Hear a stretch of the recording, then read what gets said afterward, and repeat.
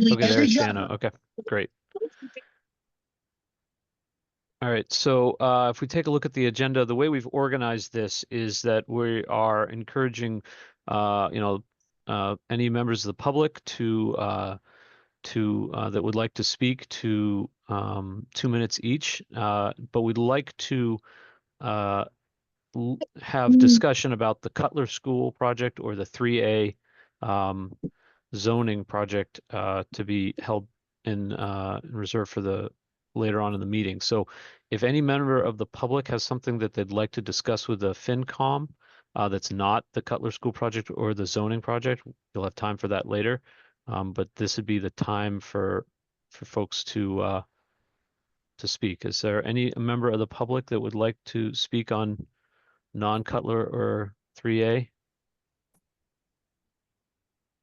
Not seeing any raised hands or anything like that, so I'm going to guess the answer is no. So we can move on to the next topic.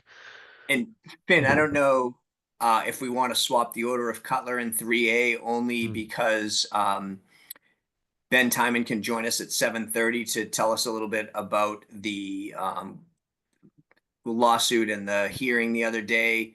Mhm. And if we start with Cutler, that I think we'll end up sort of dead smack in the middle of that discussion. If we flip flop it, we can start the 3A discussion and Ben can kind of join that seamlessly if that works for you. All right, sure. So then that's number 5, and then 6 would be later. So 5 would be discuss the MBTA zoning. Um, just Jeff has worked. I'm going to stop my sharing here somehow. Jeff has worked on a deck to put in front of the FinCom. I see this mostly as informational for the FinCom. There's a 3A working group that has been trying to put together a whole bunch of data and some kind of financial implications. And eventually, I expect that to be presented formally to us and to the public. And then at uh, the town, a future town meeting, I think it's going to be the 9th. We're likely to be asked to make a recommendation as a board on any sort of proposal there to comply or to do something different with 3A. And So is it I think true it's we're going to important. get information late May? And we need to act in terms of a meeting that's on the 9th? Is I that believe correct? the I believe the meeting's on the 9th. I have not got a specific date from the working group as to when we'll get the data that they have. And that's why I wanted to get what we do have to you guys as early as possible, right? So there's going to be a lot of information, just going to go into a lot of detail on what it is, but just not, what the process is, what the important assumptions are, what the important things for us to understand are, so that as we get this information later than I think we'd all like, and we won't be starting from scratch in coming to some sort of conclusion. Yeah. All right, And the Jeff, group is hmm. certainly trying to get it earlier than that, but I think when I put that in the note that it would be later, just trying to set a reasonable expectation, but we're trying to turn it around as quickly as we can. I think we've done a lot of the upfront legwork. It's now really just haggling over some assumptions and things like that. Um, but yeah, I think let me just share.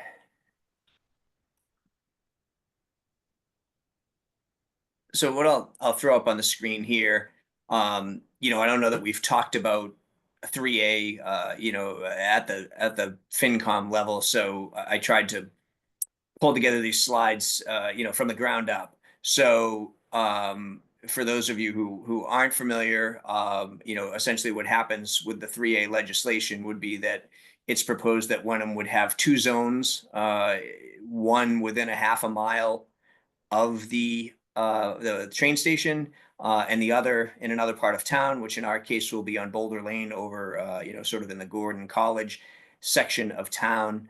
Um, the the smaller piece will be over by the train station, the Walnut area that we're circled here.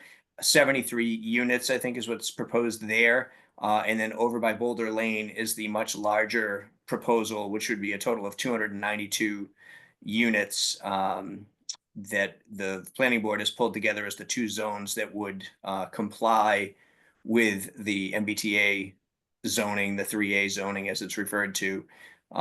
So I just thought, it would be helpful to see it on the map and understand where, where these 2 development areas lie. And the idea here is that, the Finance Committee will be asked to weigh in on this as it does have financial implications.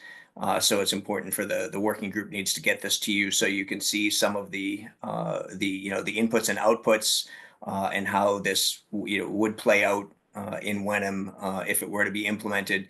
And I should point out that this is what we'll be talking about tonight is full implementation. 3A requires us to have certain zoning that would be in place. We would set that zoning up. That's not to say that it will be implemented completely in that fashion. It could be done in lower levels. What the working group is looking at is potentially sort of a moderate 3A implementation or a lower 3A implementation. But for the purposes of tonight, we'll sort of be talking about things in terms of if the proposed zoning areas were built out as proposed by the planning board, if this legislation or this zoning article were to pass. And so there's a couple components to this. We hear a lot about the downside of the 3A, which is obviously the expenses that will be incurred if 3A is implemented and these additional folks move into town. Obviously, there's revenue streams associated with these as well. Predominantly, we're talking about real estate tax, but folks will also have excise tax on automobiles.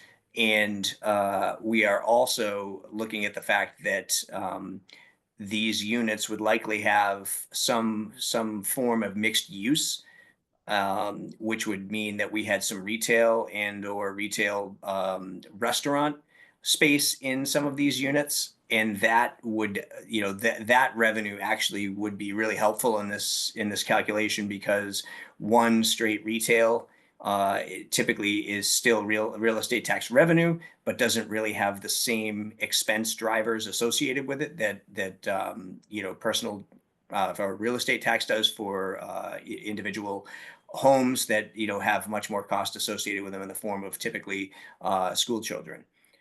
So one of the first things we're looking at is what would this look like if it were to be built out?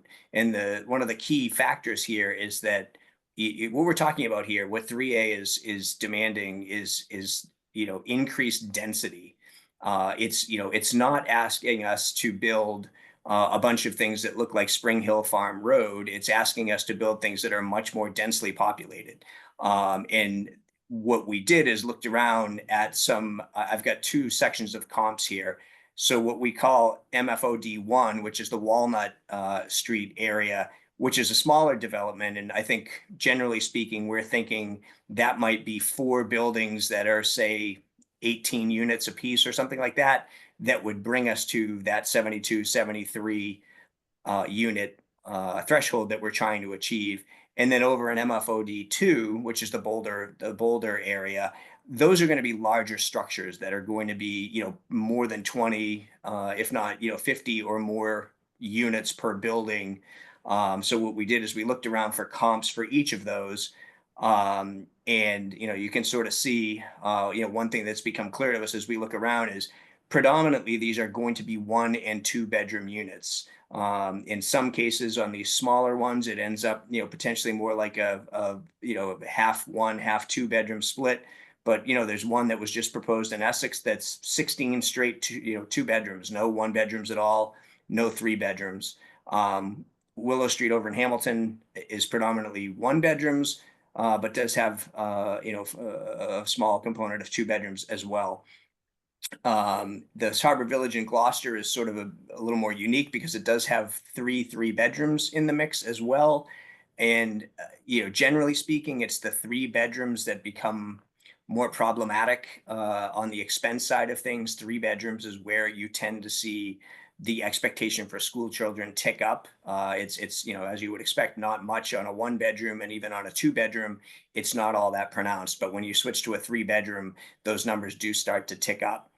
As we move over to the larger units here, that would go over by Boulder Lane, um, you can see, generally speaking, these are not, units with 3 bedrooms, predominantly, again, 1 and 2 bedrooms. When we build out this model, what we'll tend to do, in an effort to sort of be conservative, or show a worst case scenario, in this scenario, we would say pick Shingle Hill and Manchester, which is the proposed 40B development, which has a pretty, significant, just about a 10% allocation to 3 bedrooms. So, as we model that out, we would probably, set it to look at that, because it's going to produce, the more costly, sort of output. So that's sort of the starting point of our analysis. Then, from there, now we move on to the costs. And we've heard some different things here. Some folks think there's going to be lots of costs on the town level. And what I did is, having just done the budget, I just walked through each department and said to myself, if we had 360 new units in town, my department, the finance department, would I need to add staff? And I thought, no, we probably wouldn't. I think we could handle the additional, bills that would be processed and payments that would be received and all that. I think we would be largely okay, other than we would maybe add, 1 or 2% to account for, it does cost money to send out the bills and things like that. But it wouldn't be a major increase in how my department runs. And largely speaking, as I went through every department, I didn't feel like most departments would see a significant increase in staffing. It would really just be, some marginal amount of increased, just expenses of that department. There were a few, departments that stood out. Police and fire, first and foremost. Currently we have 4 full-time firefighters, the chief, the deputy, and then 2 firefighters. Um, they would likely say, certainly with these bigger developments, and things like that, they would probably need, I think I estimated, 2 new full-time staff. Police, I figured, might need 1 more staff person. And then there's a handful of, departments, the assessor or the town clerk, just because of the increased volume. Maybe these departments that have 1.5 FTEs might have to switch up to 2 full FTEs, and all the benefits that are associated with that, employee going full time. But largely speaking, the town side of this does not project to be a huge driver. It's not expenses that would outpace the revenue that these things would bring. And one other thing to point out is that there are some direct costs, snow plowing, trash collection, things like that, those don't always end up being borne by the town when these developments come in. They might handle their own trash or that type of thing. So those are going to be put into a model so that you can toggle those on and off, so you see the full implementation with those costs, but also what does it look like if those costs continue to be borne, by the development itself. Jeff, can I pause for a second and just Yep. ask or remind me, this is just you're informing us right now, and we're not discussing any of this, and there will be a future vote of some sort, or a recommendation from the finance committee to the select board on this. So if we have questions or concerns, we should just, no need to discuss. I don't want to delay the meeting, honestly. I don't want to drag the meeting out. So happy to not pose any questions, but just want to check and see what the purpose of our time is. I think that's a pretty good summary. I mean, certainly if there's something that, you really question or wanted to oppose, but yeah, largely I'm just trying to lay out some of the framework of what we're doing, so that hopefully the next time we meet, we actually have some actual numbers in front of us, and you've got a little context around them, and maybe have had some time to think about, how you feel about, what I just said about town departments or that kind of thing. So I think you're pretty right on there, Dana. I would assume Okay, then that, I'm just going to take the opportunity to throw it out there. I've always had this issue, and I'll just be quick, that the town's departments are under capacity in general. Police could serve many more people than they serve with their current staffing. Fire could serve many more people than they serve with their current staffing. We're staffed at a level that's required. It's not overstaffed. It's required to have the right coverage and backup and all that. But that required staffing enables us to serve many more people than we're serving. So I wouldn't bake in incremental costs for these areas that you're talking about in here in the model personally.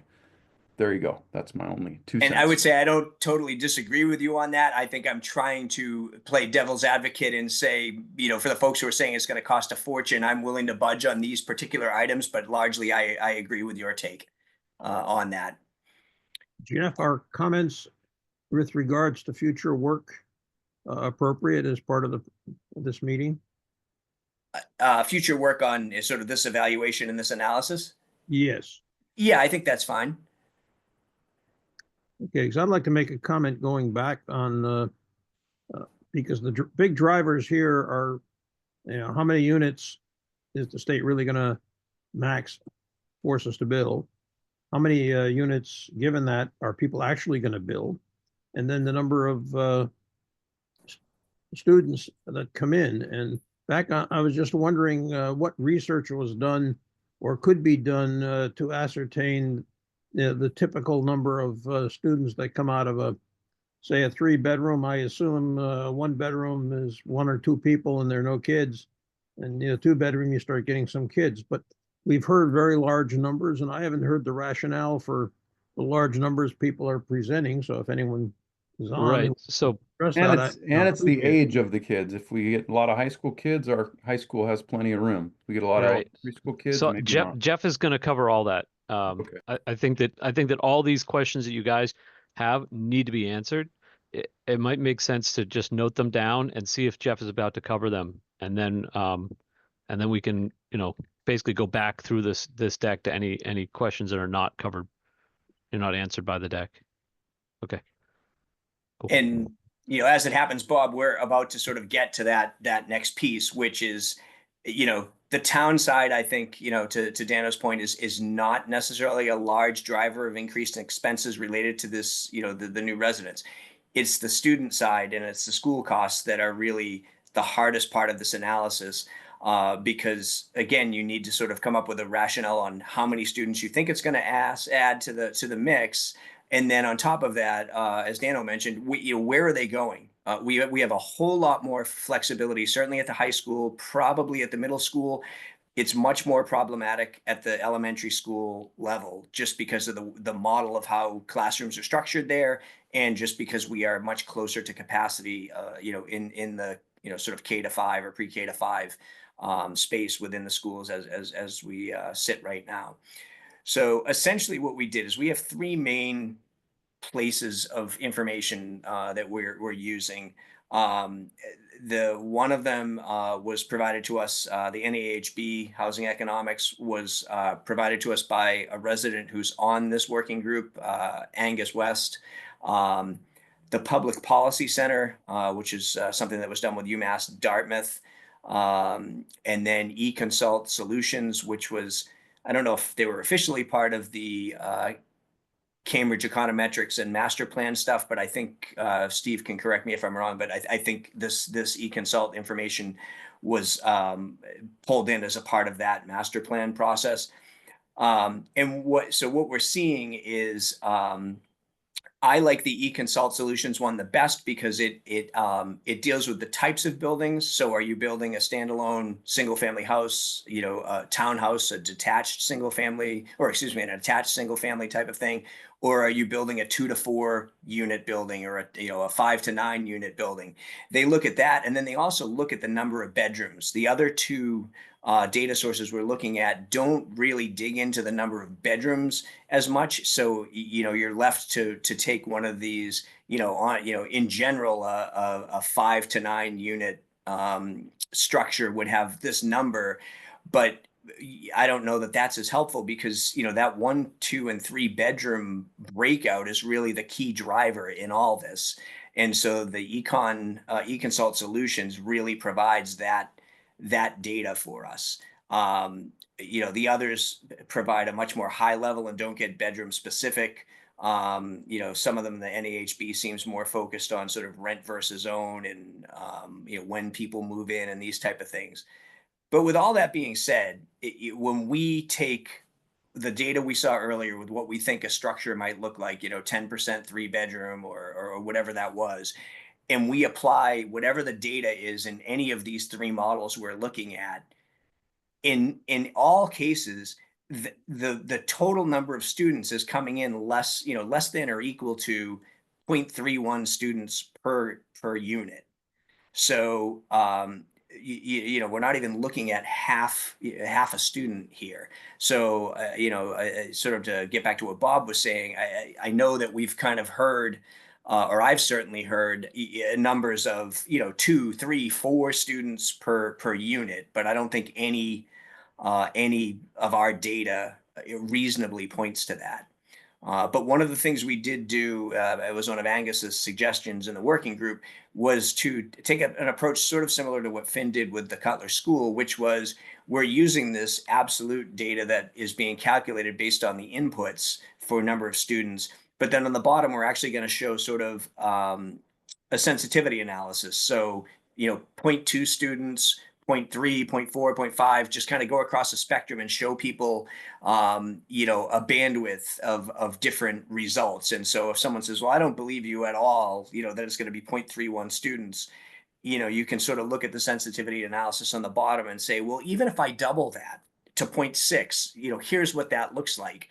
But, I think at some point you have to weed out the folks that, you are saying it's going to be 5 kids a unit. I don't know that you're ever going to sort of convince them anything differently.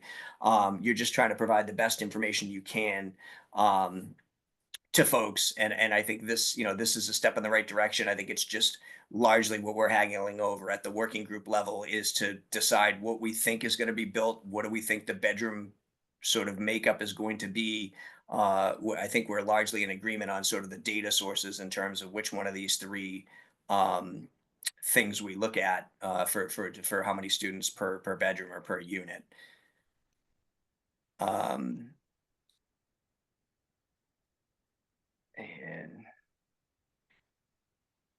and one of the things that sort of we wanted to point out, Steve and I talked about this the other day. I've heard some claims of oh, we're going to have again 4 students per unit, and we're going to add Wenham's going to add 800 students or something sort of crazy on that level. And if you think about it, currently Wenham has about 1,460 households that's producing 564 students. So that works out to about 0.4 per household. So, that might be, something we could look at as a, sort of a reasonable, benchmark. If the eConsult solutions data is coming in at 0.3, you'd say, okay, well, 0.4 is sort of where we're at now. Maybe, maybe that's reasonable, or 0.3 seems reasonable because of that. But I thought that, that's an interesting, sort of way to look at it is, I don't think 365 new houses is going to generate more than 564 students that we have for the whole town now, considering, I would say largely we're a community with a bunch of 3-bedroom houses, and more in some sections like Spring Hill Farm or things like that. And the final point here is one of the things that we need to look at, and I talked to Bob about this a little earlier. This assumption could be, maybe changed up a little bit or whatever, but to some degree, we'll have to assume that Hamilton, which to date they're really not, but that they're going to comply with 3A. And so if our 3A zoning produces 73 students in this first column here, we're going to have to try to gross that up to see what are we going to need across the whole district. And so, in this example, if you take our 73 students, divide it by our apportionment factor of 0.3408, you end up with 215 new students heading into the district. And that sort of, follows across, those columns there. And this is important just because when we think mainly about capital moving forward, understanding how many students in total could be added is going to drive whether what we need for new building, new capital. But I think it also drives this idea of, what it costs roughly $24,000 per student on an operating basis. you know, and Dano has mentioned this in the past, you know, if we add 10 new students, the district doesn't incur, you know, $240,000 of new costs. There's, you know, there's capacity in the system that can absorb those.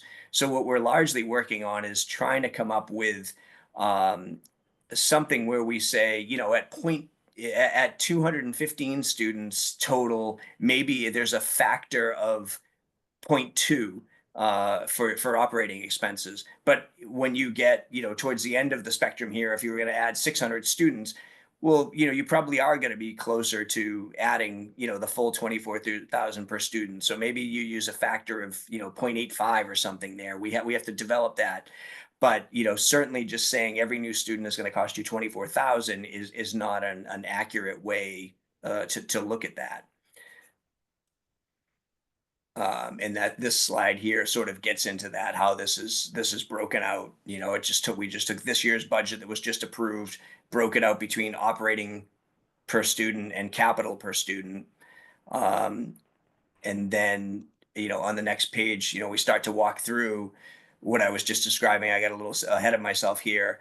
Um, but how do we want to assume operating expenses are going to hit as we get these new students and as they rise based on the size of each town's um, 3A development?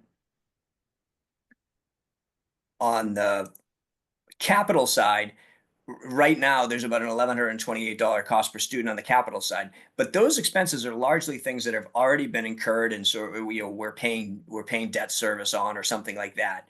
So really, these new students would not share in that debt, you know, that capital cost in theory, because it's something that was already cooked into the system. You know, the bigger challenge is at some point they're going to need new capital because we're going to need new space, or we're going to need to, you know, in the case of say the high school that we know we will need to build a new high school at some point. If we had full 3A implementation on both sides of the, you know, Hamilton and Wenham, the high school you build will have to be a little bit larger. So it's a marginal cost, but it's not a, you know, dollar for dollar extra cost. I think it's more problematic at the elementary side because we are pretty up against it in terms of capacity right now.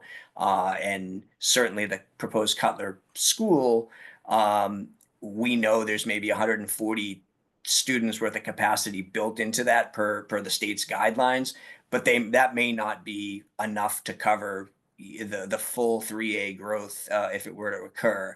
And so that could be more problematic because if we do pass the Cutler project and the Winthrop site, you know, is no longer a school site, now we would be limited to being pretty up to capacity on the Cutler site and only having really Bucher available within the district to handle um, any excess need in the elementary level.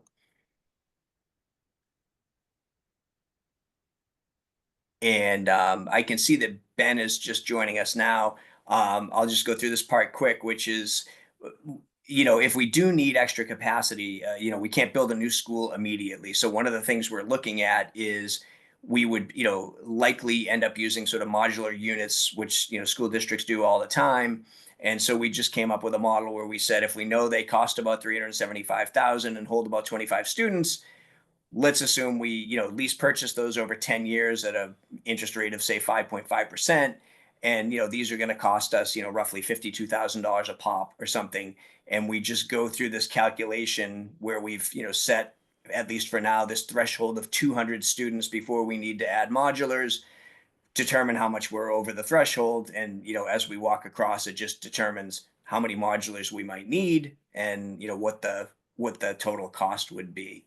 And that's our way of sort of capturing that additional capital in the immediate term. Obviously, in the long term, you'd be looking at, you know, how do you build new schools and that type of thing. But with Ben just coming on, and I know he's got a limited time available, I had asked him if he could join us to speak about, as many of you probably know, we have filed a lawsuit asking for some relief under the 3A guidelines. And so that lawsuit has been filed, and I believe we had a hearing last Friday, and maybe Ben can sort of speak to both of those things sort of quickly for us. Sure. Hi, everybody. So I'll give you a little recap of the lawsuit, and then happy to answer, whatever questions I can that you may have. Um, so earlier in the year, the state auditor, as you probably read, her office of it's called the Division of Local Mandates, which is the office that is responsible for determining whether a piece of legislation is an unfunded mandate or whether regulations are. And so her office issued a letter saying that 3A and or its regulations from the Executive Office of Housing and Livable Communities were an unfunded mandate. Um, she didn't really go into great detail or analysis as to, exactly how they reached that conclusion, and they also didn't quantify the the lack of funding of the mandate. But one of the reasons that they gave for not quantifying it was that EOHLC had not provided its own fiscal impact estimate, which is something that under the law they were supposed to do. Um, so anyway, that created a bit of a stir, and when the Division of Local Mandates issues a finding like that, it opens up the opportunity for municipalities to file suit in Superior Court for any law or regulation to basically say, look, the auditor has said that this is an unfunded mandate. We community X should be exempt from it. So um, there were 5 towns, MBTA communities that I think in probably like in March or maybe February or March or something did file suit. Middleton was the only one from around here. The other ones were Marshfield, Middleborough, um, and 2 other towns, Rentham, and then a fifth town that is escaping me. And so those cases, started. There was a preliminary injunction hearing for those cases that occurred in April or March. I'm forgetting now which month. But I attended that because I was interested to, sort of hear what the arguments are. And in my day job, I'm sort of in that field of civil litigation and land use and zoning law. And so listening to those arguments, it occurred to me that the judge who had been assigned to um, to handle those cases seemed like somewhat receptive to the municipal arguments.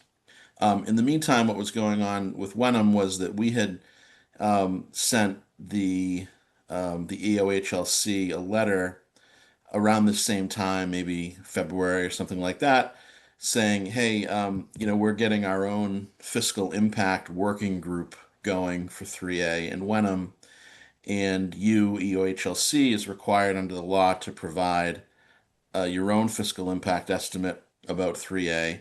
And that was something that was actually expressly ordered by the Supreme Judicial Court in the Milton decision that came out in January, which was the first challenge to 3A. And the result of that decision was that 3A, sort of generally speaking, was upheld as constitutional and something that the Attorney General could enforce against MBTA communities. But the SJC threw out the guidelines or the sort of quasi regulations that had been issued up to that point for not following certain procedures, including the lack of a fiscal impact estimate. And they said, hey, you got to do a fiscal impact estimate, among other things. So we sent this letter saying, like, hey, where is the fiscal impact estimate? And the truth of the matter was that EOHLC didn't do one and still hasn't done one. They submitted essentially a checklist to a different state agency where you file regulations, and they just said there's no fiscal impact of 3A, and that was that. And they claimed that that sort of satisfied their obligations. So that issue started to bleed into the unfunded mandate case a little bit. And so a combination of those factors, the fact that we kind of got, the blow off from EOHLC to our request, and seeing what was happening in these other cases, led the select board to in Wenham to decide to file our own suit. And so we did, and that's been consolidated with those other suits. And there have been, since we filed, there have been at least 5 other towns, I think, that have also filed, Duxbury and Weston being 2 of them. Hanson, Holden, I think are another two, and maybe yet another one that's come in recently. And so last Friday, the hearing that Jeff alluded to was another hearing in front of the same judge who's been assigned all of these cases, a guy named Judge Gilday, who sits down on the South Shore. So the hearing last week was in Taunton, and so our lawyer, our special municipal counsel, a lawyer named Jay Tallerman, argued our case last Friday. Jay is also handling three or four of the other towns. And so now the judge has heard from, 10 or so of the towns that are in the mix on this, and he'll make a decision that could range anywhere from that he throws all these suits out and says, no, I don't think you have a case here at all on unfunded mandate or on anything else. Or I think more likely is that he'll provide some relief to the towns, even if it's just giving more time, because right now there's a July 14th deadline for compliance with 3A, passing a 3A zoning plan, which is why we have a special town meeting, as you know, scheduled for June 9th. So he may do that.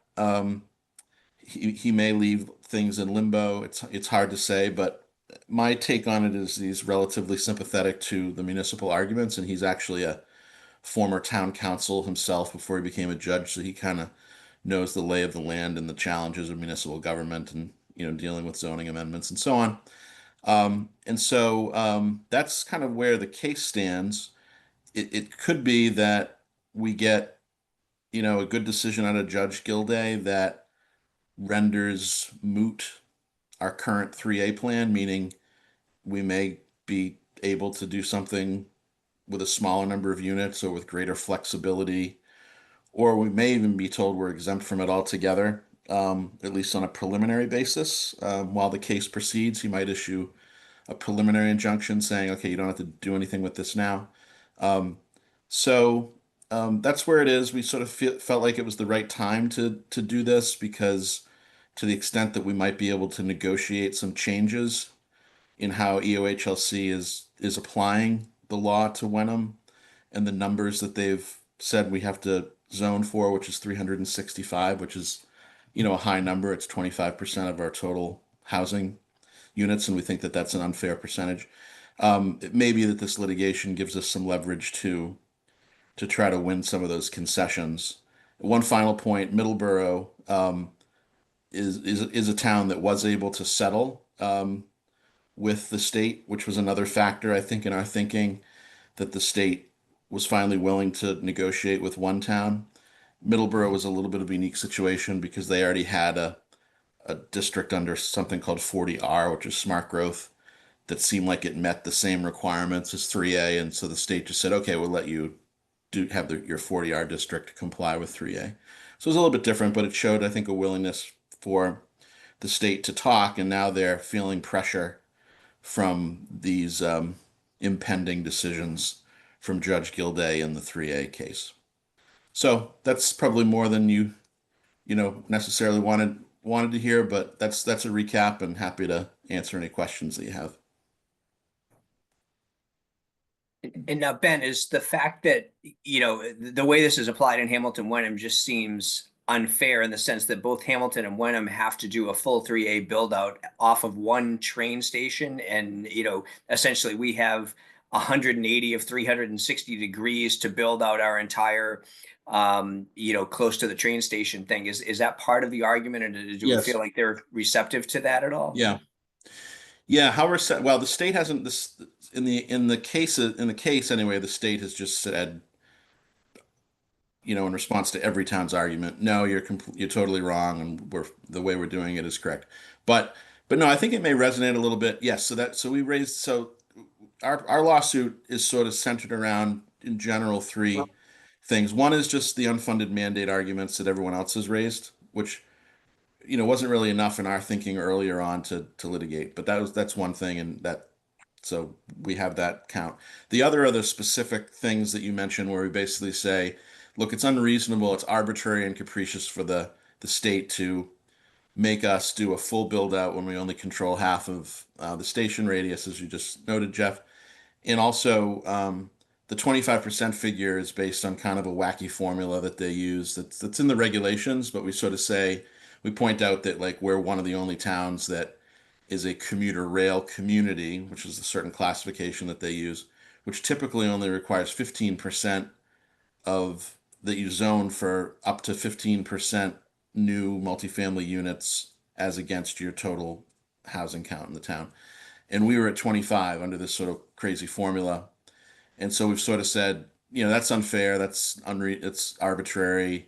And here are some statistics showing that Wenham and Hamilton were kind of doing a solid for Hamilton here too, and just indirectly are in kind of outliers. That we're the only towns that are commuter rail communities who share a station and are at 25%. There are some other towns that do share a station, Dedham and a neighboring town, I think Dedham and Westwood and Randolph and some other town. But they're all at 15%, not 25. So it's this anomaly in the formula that brings us up to 25. So we've sort of said that shouldn't stand. And then the third issue, which was actually kind of the impetus, I think, at least in my mind, it was sort of the impetus for thinking about litigating, just because I just felt sort of offended from like a rule of law standpoint, was the state agency just saying, no, we don't need to do a fiscal impact report. We'll just do this checklist where we say, no, there's no fiscal impact at all. And so part of our lawsuit is to order to have the court order them to do that. And we're the only town that's brought that count, and it seems to have some appeal with Judge Gilday, which I'm hoping maybe also gives us some leverage, because the state probably doesn't want to have to do that. Ben, could you confirm, did the 25% rate get applied to Hamilton as well? It did. Okay, so they took one station and applied it to two places because of the housing. Right. Yeah. So each of us needs to do 25% according to the state zone for it.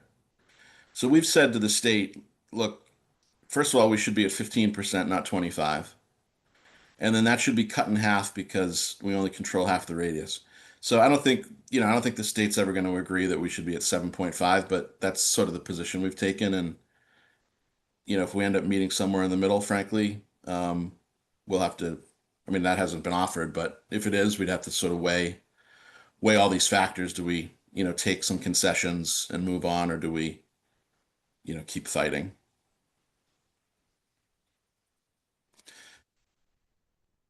Jared, do you have a question? I thought I saw you jump in earlier. Oh, yeah, can you hear me? Yep. Yes.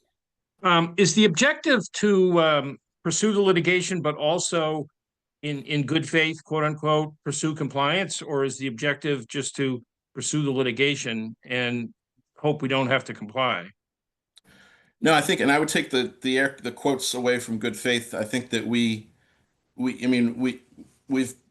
all along, the planning board and the select board has, been doing everything we're supposed to do, staying in interim compliance, putting forward a plan that will comply under the 25%. I think in reality, a lot of us believe that even if we were kept at 25% and our current plan passes, that there's no way that the build out is going to be anywhere close to the numbers that we're going to be zoned for. But I think that the state has given us a little bit of an opening in how they've mishandled this, and they've been pretty like ham-fisted and arrogant about how they are implementing it.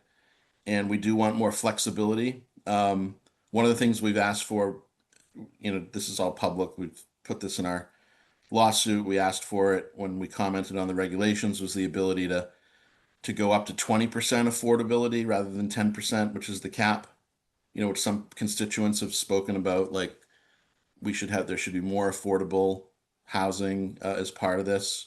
So we've asked for the flexibility to go up to 20% on a zoning plan. So no, we definitely I think that the select board I would say is unanimous in recognizing that 3A is here and that we're going to have to comply and we're going to have to implement a plan. And I think a lot of us support the broader goals of 3A, but the trouble has been in the implementation. And I think we maybe have a chance through this litigation to just have more freedom to put something together that complies and that fits better for the town. Do we have any flexibility as to the number of bedrooms? In other words, could you say, you can only build 1 and 2 bedroom apartments, or have we We lost can't that? really, yeah, we can't zone for, we can't put a bedroom limitation in zoning, but certainly like the total number of bedrooms in any particular area is going to be constrained quite a bit by, water and sewer capacity. And then part of what Jeff's, the fiscal analysis that Jeff has sort of spearheaded looks at so many examples of developments around here. And I know this, from representing, developers over the years and projects, that 3 bedrooms are usually a very low, I mean, 3 bedrooms is typically the most number of bedrooms in any, multifamily complex of any size. Usually it's like 10% or fewer, just because the profit margin is selling more units versus adding more bedrooms. Ben, can you reiterate again, like between now and June 9th, when this is likely to be on the, like what sort of Yep. events are there? Is there going to be an official, pronouncement by a judge, or is that like you don't know, it could come in 20 minutes. Like Right. he might Right. just do something like what do you foresee us needing to think about changing the situation between now Sure. and then? Yeah. Yeah. I mean, I think these are just predictions, but they're, educated predictions. I'd be surprised if the judge doesn't issue a decision in the next 2 weeks. And he's held off on it was April 2nd. Yeah, April 2nd was the arguments on the first set of cases. And he took, 3, 4 weeks. There'd been no decision, which I think surprised some people based on what he was saying at the hearing and his understanding that there are town meeting dates coming up and that 3A deadlines are fast approaching and so on. But then these other cases, including ours, came in. So he set the hearing for last week, and I think, sensibly probably just said I'll issue one decision for all of these cases. Um, but he knows like that town meetings are scheduled. He said last week, I mean, this is one of the reasons why I think that there's a pretty good chance that at a minimum he'll kick the July 14th deadline out, is he was asking the assistant attorney general who was representing EOHLC several times, like, what's the rush? How in the world are these towns going to be able to, you know, get the guidance they need and do what they need to do in time for July 14th? And so, which I think he was even like overstating that case, I think, a little bit for the town's benefit. So I think he'll make a decision, and it could be that we lose. I mean, he could even throw the cases out. I don't think he's going to, but he could even do that. So I think what position we're in, Finn, is like either we'll either know that we've won something, we've gotten some relief that either gives us more time, and then there would be a decision on do we want to use that time for some purpose, or it gives us some ability to actually change the zoning, have the planning board reevaluate the zoning plan under new criteria and change it, which would require more time and would pretty certainly make June 9th, unrealistic, and also probably again not have us under that July 14th deadline. So those things are all possible. If we lose, then we're sort of, in the same position that we're in. And I would imagine we'll just go forward with the plan that we have. And losing would either be the cases get thrown out entirely, which again I think is unlikely, or he doesn't throw the cases out, but he also doesn't grant any preliminary injunctive relief, which is the type of relief that he has to decide now in terms of, is he going to do something now to put an injunction in place of some kind against the state enforcing this during the pendency of the litigation while the whole thing gets sort of adjudicated. And then I guess the other possibility, although I think this is unlikely as well, is that he doesn't issue a decision, for the next month, and then or whatever, 6 weeks through June 9th, and then we're sort of stuck. But I think that that's unlikely, that he's going to just sit on it for very much longer. So what I'm hearing from you, I think, is either nothing's going to change, and we need to move forward with the plan, and voting on the 9th. Everything could change, and we don't have to do the vote, or it could be some sort of nuance in the middle that changes the scope, and then Jeff is working on this full versus moderate versus light 3A. It might pivot to a smaller sort of number of units, right, that is required, and we'd have to pivot that. And so that all could change between now and, the vote on the 9th. Yep. And that would mean turning around very different numbers, and maybe this group would have to have different numbers in front of it in order to kind of make a recommendation to the select board. Right. Yeah, I think that summarizes it pretty well. I think one other possibility that sort of fits within that same spectrum is that we learn that the current plan is definitely not going to be the plan that's presented because we've been given some relief, but we don't know exactly what the new plan will be, and we don't have enough time between whenever we find that out in June 9th to put that new plan together. So if we're given more time by the court, great, we'll take the time. The planning board will go through and process. The fiscal impact analysis will be, modified.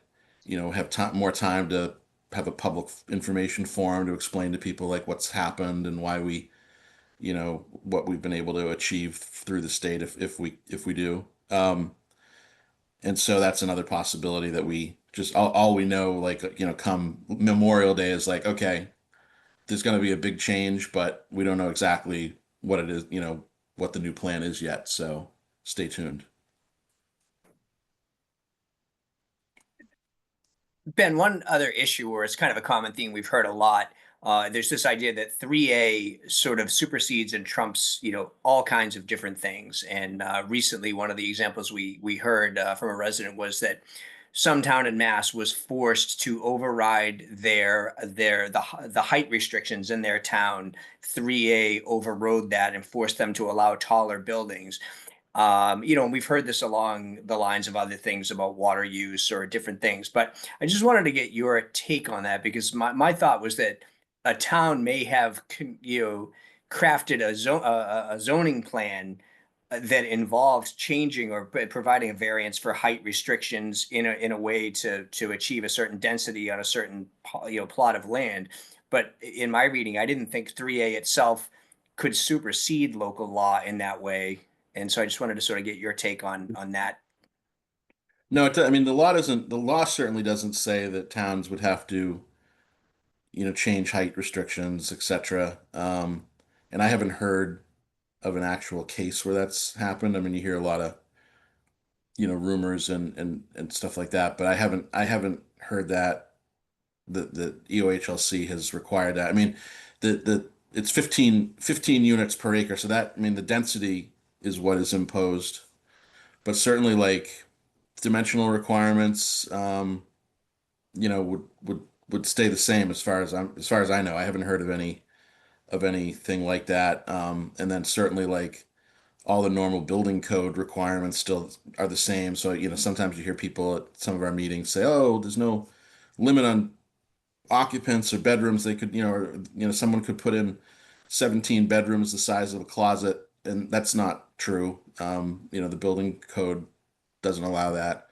And then we've heard other people talk about, have a notion that all of the land within a half a mile of the train station will be zoned multifamily or will be under the control of the state. Also false.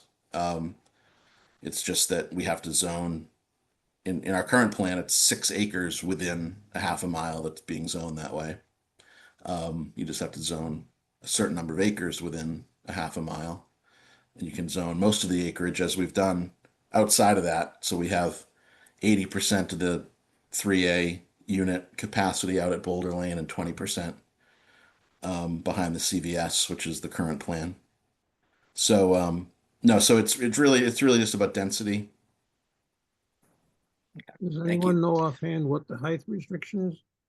I'm just Thank you. wondering, will a certain density factor, certain parking factor, and a certain number of stories limit you to some number of bedrooms? 35-foot height limit. I'd have to look. There's zoning ordinance, which I don't have in front of me, but So 3 stories. Yeah. 3 But- stories, yeah. But the point being, the zoning ordinance doesn't change in town, I guess. Not for height Not or for- not for dimensional free, yeah. requirements or setbacks. Yeah, it's just density. Okay. It's really just about density. No, my point was whether you can achieve the density with a 3-story limitation and requirements for parking, et cetera. Oh, I see. Yeah. Um, yeah, I mean, I think that it becomes like very site specific. So, like, I think Margaret Hoffman, our town planner, has had some sort of informal analyses done on the 6-acre parcel behind CVS and sort of how much of that is buildable, what the setback height and other restrictions would mean for someone coming in wanting to build something.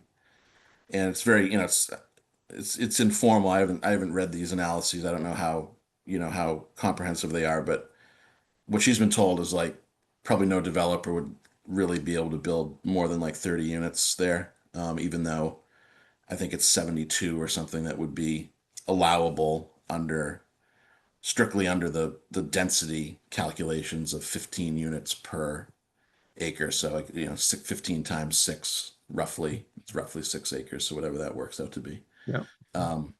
78, I guess. So yeah, and then Boulder Lane we know is a notoriously difficult site to build on, and the town owns most of it. So unlike other situations, we're the owner. So like any owner, you have discretion as to what you would ever want built there.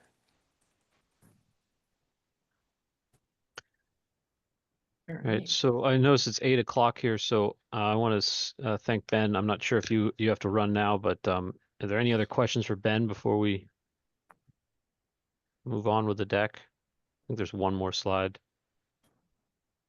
All right. Well, Ben, happy to see you. Feel free to hang around if you have any interest in the rest of the discussion. Thanks. I'm going to jump and I'll say hello to my friend John Burns too, who I see in one of the Hollywood squares there. So All Cheers. right. Thank you, Ben. take care. Thanks. All right. So I think you've got one more slide, Jeff, and then Yeah. and then we're going to open it up for discussion within the FinCom on any Yeah, and 3A topics.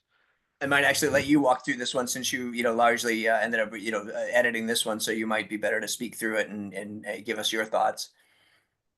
So this, I think we talked about this briefly before, which is that we really have a challenge at the elementary school when it comes to capacity right now, the elementary school system, right? And that doesn't exist nearly as badly in the middle and the high school. And so the proposed Cutler School project is supposed to handle grades 1 through 5 for all students in the district in a structure with about 740 student initial capacity. And if you look at some of those drawings, they say, and here's where you'd add an extra classroom here, and this is where you'd add another story there, right? And it replaces the Cutler and Winthrop structures, which are currently educating 555 students. So it increased the capacity of our elementary school system by about 185 students. So it would, if you are of a mind to believe that there's a large number of kids coming in, the new Cutler would help to address that. But the real problem is forecasting where, how many students and where they're going to come in. If you just luck of the draw get 100 new first graders or 100 new eighth graders, no matter what, the current school systems are not going to be able to handle that, right?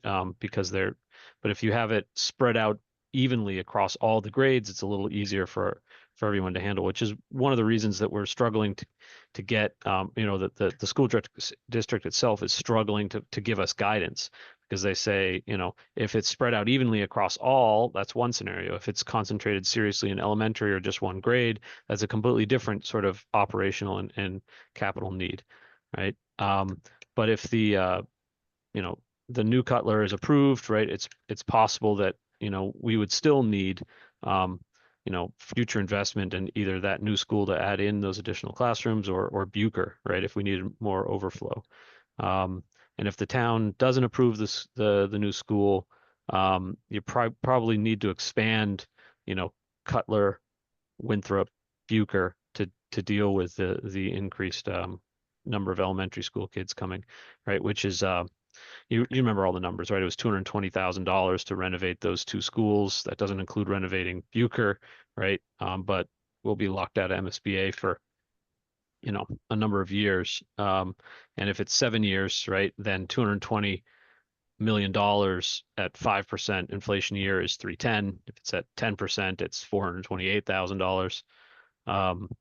And as I said, the middle and high school buildings have a little more capacity right now, and they're on our horizon, right? The high school specifically, I think, is expected to need major renovation in about 10 years. So if we had to do modular housing for a number of years between now and when that project actually comes up for another ballot round, right? It's not, if you had to add 50 or 200 more high school students, it's a lot more manageable when you're going to be planning on doing that whole structure anyhow to deal with that capacity. So there are some interesting aspects to the capital plan that mean that, if this takes 10 years to ramp up from approving it now to when you actually have all those students that we're forecasting, it gives us a decade to handle, make a better plan for the capital structure. But I think that's all this slide is. I don't know, Jeff, if you have anything else before we just open it up for. No, I Whole think group? that's largely it. I mean, that's the high level quick run through. I'm happy to entertain questions offline if folks have them. But yeah, I think that presented what we have available so far, and hopefully the working group will be getting something out quickly. Just one or maybe two questions on the numbers. You said 220 for the renovations. And sorry, I'm not trying to be overly pedantic. I just want to make sure I'm not missing something. I thought we said it was like 210 as of kind of where we were, and then kind of assuming Yeah, 3%, there was another inflation. option. There was another option. 210 was the existing capacity, like to have the exact same number of kids as we have now. 220 added like another 100 kid capacity in both structures. So I think, So essentially, this is a number from an option that like we kind of didn't discuss directly. Okay. right, Okay. yeah, That makes a little more sense. Okay. Jared, quick question, factual question on page 4 of the deck. It notes Pulte Homes, Wenham, 350 units. I thought Pulte, it's a public company. I thought they were in the McMansion business. Have they filed a multifamily plan with the town? They have, this is something that was in the works before I even got here, and I think has largely sort of run its course. I think Pulte Homes came in here and was looking at sort of this large multi-unit development over in that same Boulder Lane area. If Steve is still on, he could probably speak to it more directly because he's got more hands-on knowledge. But yeah, that was their proposal was something, of this magnitude. It was all going to be basically 1 and 2 bedrooms, and largely what is stalled the project for them is that the cost of getting water to that site, whether it was from Wenham or even I think they may have talked to the Beverly Salem Water Board as another way to get water into those buildings, just proved cost prohibitive to them. But this is what sort of was the gist of what they did propose was a 350 units at sort of a 50-50 split, maybe a little bit heavier on the 2-bedroom side. So we thought that was a useful one because it's, my feeling is a lot of these things, the 3A zoning is one component. What people are willing to build and what people are willing to buy or rent, or, those are 2 different things as well. And so, this tells us if we tried to jam 350 units out there as Pulte Homes did, it's probably cost prohibitive. Thank you. Yeah. Jeff, has the committee talked to any other developers as to what might be done with the property? Because I think there's a sequence here of, what will people build, which kind of leads us to number of bedrooms, which then leads us to ask the question of, who's likely to rent these people, this properties. And then you get into, what kind of students they're likely to have. So has any work been done, to drive deeper and look at some of these places as who actually rented, what were the characteristics of the family that went in there and that kind of thing? Yeah, I mean, I think Margaret Hoffman, who's the planner, has done a lot of that work. I know I've contributed some of these projects that are on the list that I've just sort of stumbled across recently. The one in Essex, I obviously just knew about locally, but an interesting one that just came up is this 128 Maple Street in Danvers, which, as you can see here on the screen, it has a small 3-bedroom component, but it's largely one bedrooms and a handful of twos, or probably it's probably I don't know, 88 out of 145. So over half is two, 1 bedrooms, less than half is two, and a handful of threes. We seem to see the same kind of, statistical pattern evolving of, I think Ben referenced it, of you don't typically see more than 10% allocated to 3 bedrooms, because it's just more profitable to sell a 1 and a 2 bedroom than it is to sell 1 3-bedroom. So Margaret might have more hands-on knowledge, but we're just going off what we're seeing being built. 128 Maple Street was, I actually thought it was a 3A project. I don't think it is. But much like our Boulder Lane property in Danvers, that area, the huge limitation is parking. So that is what largely drove the number of bedrooms there, I think, was a big driver. In our case, it's the water, I think, that would be the big driver of the bigger development out at Boulder.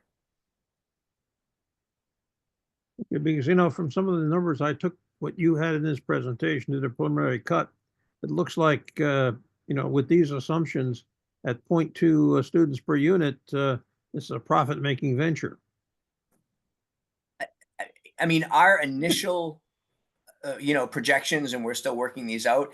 I think we might end up at closer to maybe like 0.3, somewhere in that area in total, but that still is largely, proving to be, certainly somewhat profitable. There's obviously a lot of variables that go into this, so there's no guarantees. But like I say, we'll show it across the spectrum of 0.2 students all the way up to like 0.7 or 0.8, and let people sort of see, how that progresses across the profitability, and folks can make their own decision. If they say, I don't think, I think 0.3 is really optimistic on your part, and I think it's closer to 0.7, then that's what you look at on the sensitivity chart, and you base your decision based on that. But I think we feel pretty confident that based on these numbers that we're seeing on the developments, combined with what we're seeing on the data for actual number of students, we are much closer to that 0.3 sort of area than we are to the 0.4 or 5. Steve, did you have a point? I saw you kind of unmute. No, I thought you covered it good. I was going to talk about multi-homes, but you got that. Jeff, Yeah. Did Margaret look and trying to tie in with the end of the presentation? Because if all the students are going to middle school and high school, it's less of a problem than if they're all in kindergarten to grades 5.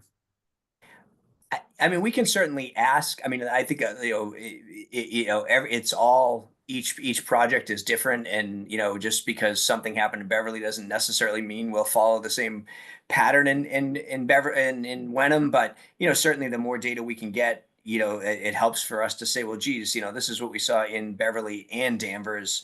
That gives us more confidence that maybe a similar pattern would occur in Wenham. But this whole thing seems to be a balance of trying to provide good numbers, but also, not bias them one way or the other. And there's not always great data across the board for all variables. But yeah, I can talk to Margaret and see if we can try to dig up more information that helps prove a case one way or the other. Yeah, because age might be a proxy. People are 60 years old moving in here, they don't have any kids. And if they're moving in at 25, they don't have any high school students. Yep. And just to add it, I mean, the data can be hard to gather because districts generally don't share, the location of where their students live. So would be looking, would be asking development specific as to what Mhm. number of, how many kids they have and, and what grades they're in. I'm not sure they would share that data. So that certainly could be challenging. Yeah, that's a different way of coming at it. I was thinking more of trying to get the data in terms of the development, in terms of the age of people that moved in, whether that might be easier to find. But, maybe there may be other proxies out there. Yeah, I mean, maybe to your point, Bob, a way to look at it would be through the town clerk. You get the adult information, and to your point, if they're at 65, they probably don't have kids, and if they're 25, they probably don't have high schoolers. We might be able to approach it that way through a town clerk, and not get into the sort of privacy issue that Steve's talking about. Yeah, yeah. Because I think, part of this analysis will let you go farther, as I think you pointed out, if you've got an even distribution or it's somehow you're getting families going in with older kids. Yeah. I wouldn't believe that scenario myself, but but I think that's where it would be helpful in terms of whether we get into this kick of building something or adding mobile classrooms and that kind of stuff. Sure. All right. Yeah, we can look at that more, and you and I can talk offline a little bit on that, Okay. Bob, and build out the model. I don't know. It doesn't sound. It sounds like maybe that's everybody on the FinCom. I don't know, Finn, if we want to open it up to see if there's any public comment on this. All right, yeah, is there any other discussion before we move to what's listed as number 6 on our list? Any other FinCom comments or questions? All right, not hearing any, we'll move to that item on the agenda, which is public comment, which related to the zoning specifically. And so we're looking for 2 minutes per person. Person may speak once, 10 minutes total for public comment. Is there any member of the public that would like to speak about the 3A zoning topic? I'm not seeing anybody coming off mute. I'm not seeing any hands raised. So I'm going to say that doesn't appear to be anybody that wants to speak. So we can move on to the next item on the topic. So we've rearranged this a little bit. But we're going back to number 3 on the agenda, which is the Cutler School project. All right, so I don't have a deck for you guys on this one. Sorry. Yay. Maybe you're hoping for something more elaborate, but as we heard, the select board has set the town meeting for the evening of June 9th. As of right now, I have not received any requests from the select board or the moderator for us to prepare any materials or make a presentation. But the moderator did send out a note that if there were any of those materials to be included, that they would need to be done by the end of this month, I think on the 30th. I do expect that the FinCom is going to be asked to make a recommendation on the proposal. I think it's going to be the same or materially the same as it was back in April. I assume that they're going to want us to reiterate our position, or take another vote to see if anybody's position has changed. But I think we are going to need to expect to do that between now and June 9th. I think we can even do it during the June 9th meeting if we felt like it. But the other aspect of the vote that I'd like to have the group discuss is the actions that the FinCom might make in terms of recommending to the select board what to do if if the proposal doesn't pass. I wonder if any of you guys happen to watch the recording of the last select board meeting. I spoke as a member of public, not as the FinCom chair.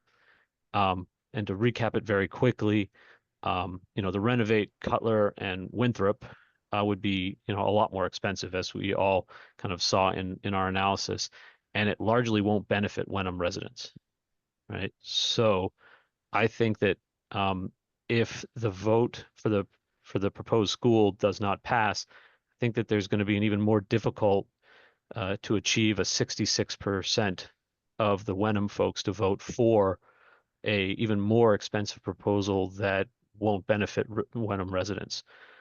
So if the town of Hamilton wants to renovate those 2 schools, the only way that they're going to actually be able to do that is if if they break away the capital responsibility of Cutler and Winthrop from Wenham, so that Wenham would be responsible for Bucher and send all their kids to Bucher, and Hamilton would be responsible for the capital requirements of the old Cutler and Winthrop, and pay the entire tax burden to renovate those. Otherwise, I just don't see it likely that the folks at Wenham would be very interested in paying a 25% property tax increase to renovate those two structures and not have our kids largely go there.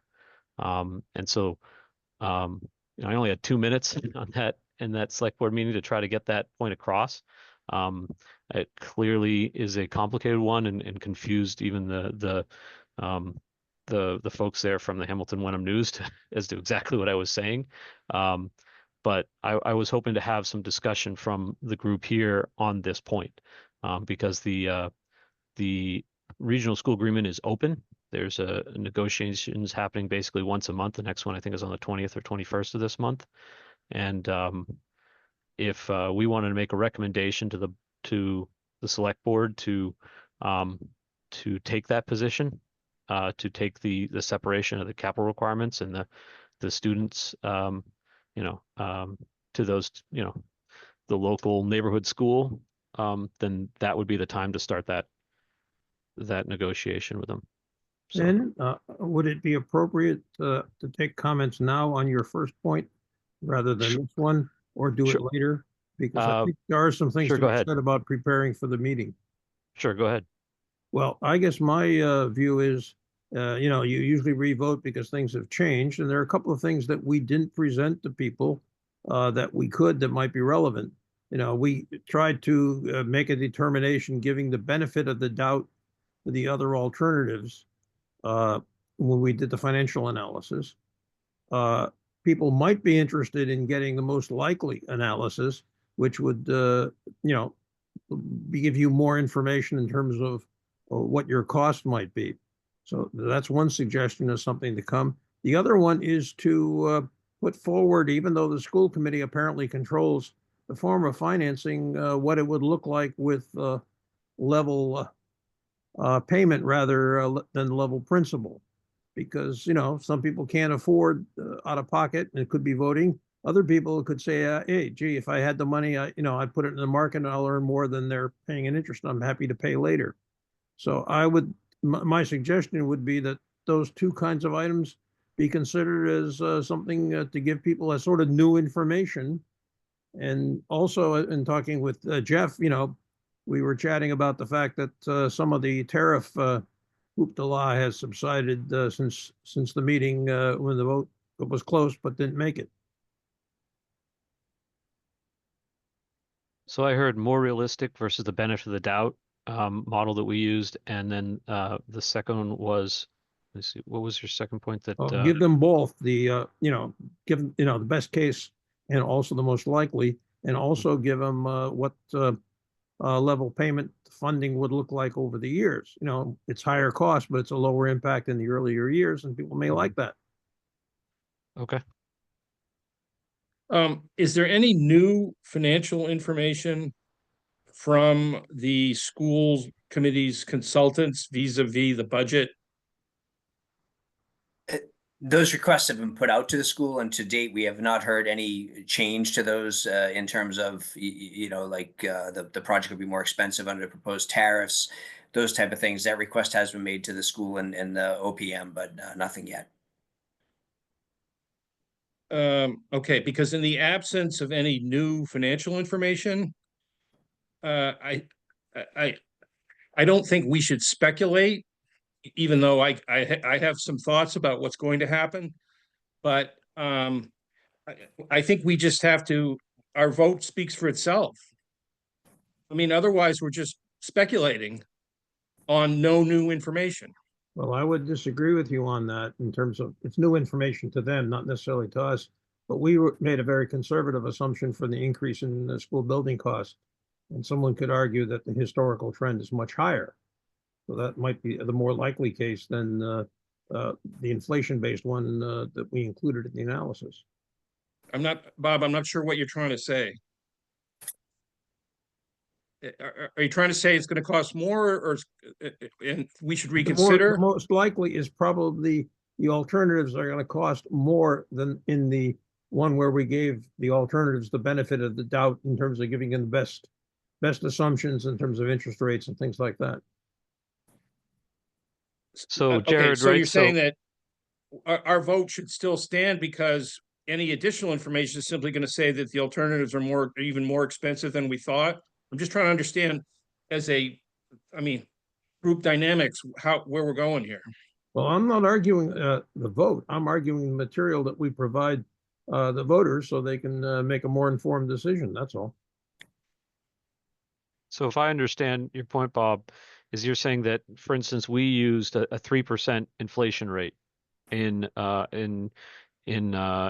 model, and we put in sensitivity, it would add X millions of dollars for every 1 or 2% of increase. If we had said 3% because we're trying to give these alternatives the benefit of the doubt, you're saying, hey, if it's really been more like 10% inflation over the past 5 or 7 years, and if it's going to continue at that rate, then the 3% we had and the cost, right, is the benefit of the doubt, and the more realistic might be another $50 million increase to the cost of renovation or the cost of delay. I understand. I think I understand your point, Bob. I think if the group wanted to go and do that, at least we wouldn't have any new numbers. To your point, Jared, it's just saying, here's a different scenario using those same numbers. Okay, so what you're saying is that the finance committee should add an additional scenario, which I guess indicates that the new school is, as a financial matter, is even more compelling.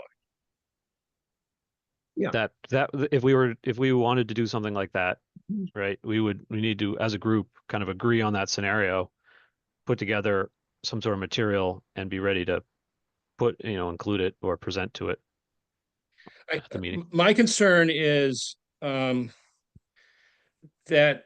I mean, in the absence of new information, it's inevitable that people are going to raise, I guess they should, questions about whether any of the budgets that have been presented and haven't been trued up in 6 months, 9 months, really are valid anymore. And my concern is that we don't go into the realm of speculation any further in the absence of any new financial information. In other words, I think it's important, if we're for the project, we're for the project. And I think it's just important that then the town vote on it or not. And then subsequent to the vote, this is where I'm getting to, they're going to have to true up the budget, the construction budget, prior to even if they get the state approval, they're going to have to true up the budget prior to issuance of the bond and prior to signature on the contract. My suspicion is, and it's pure suspicion, that final number will be significantly larger than the numbers that we have seen today. But we don't know that, okay? And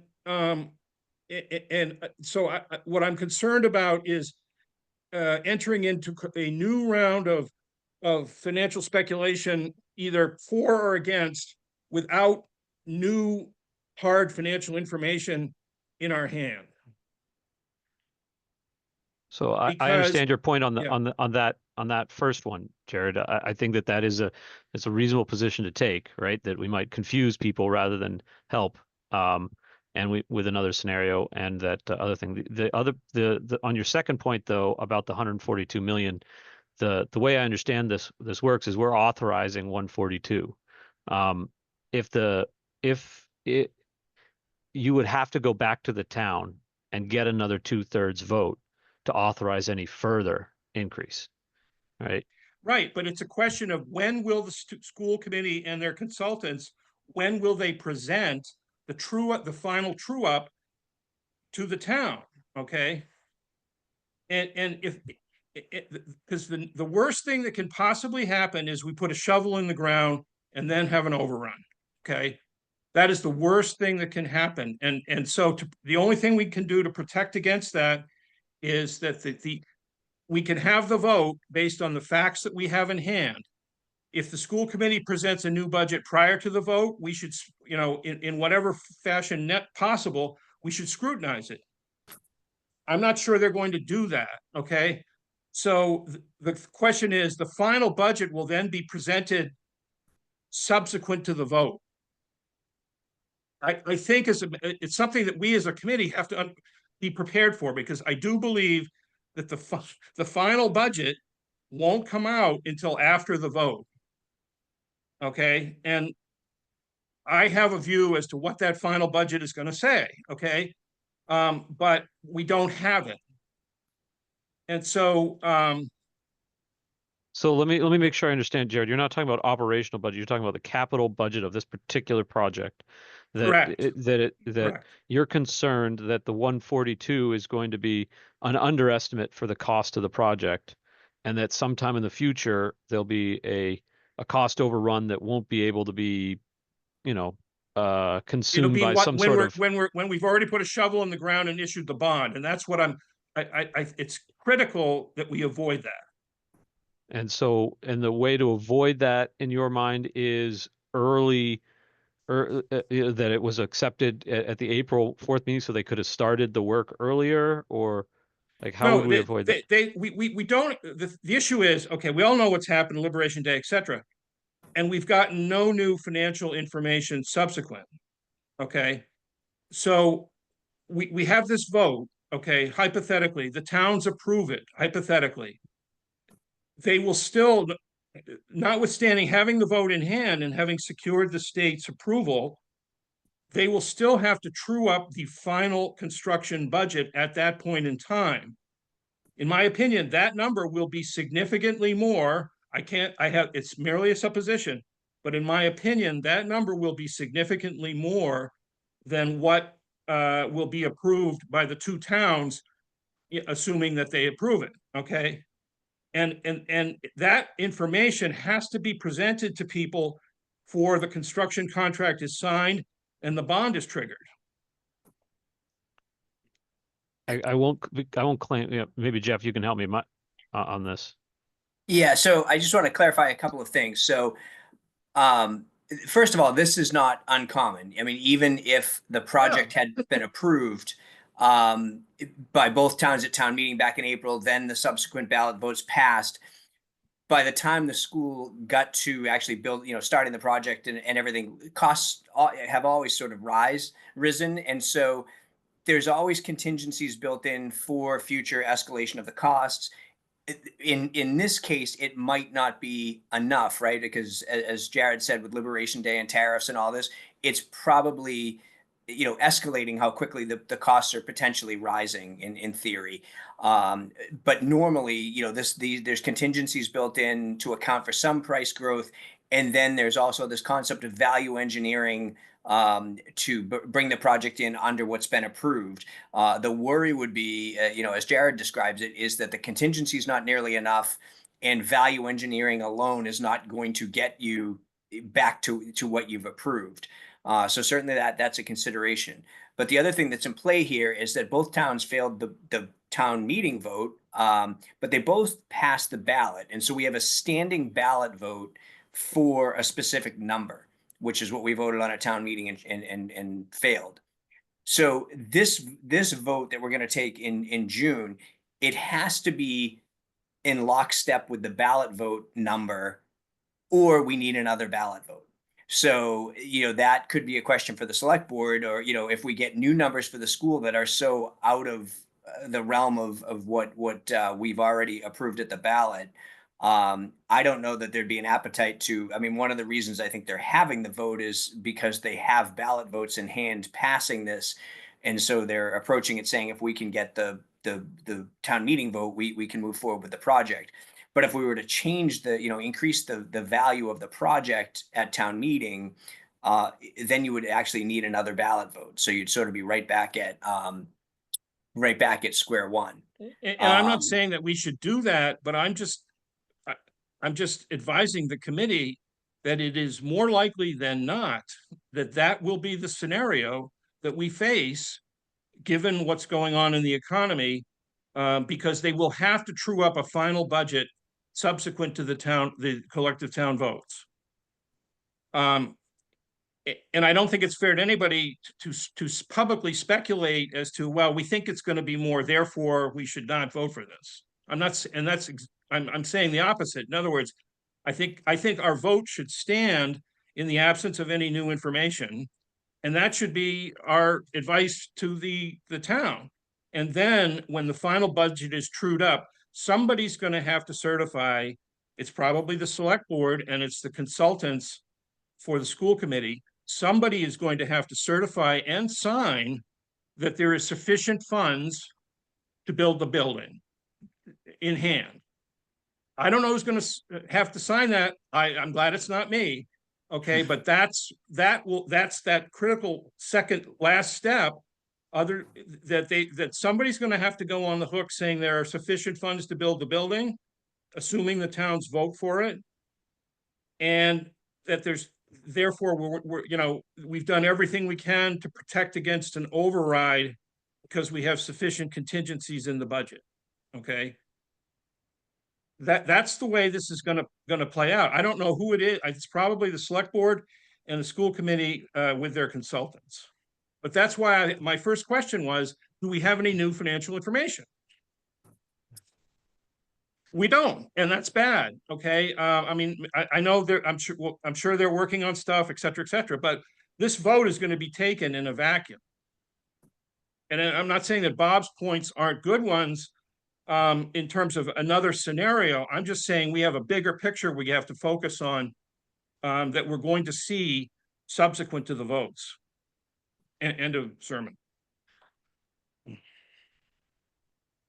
Yeah.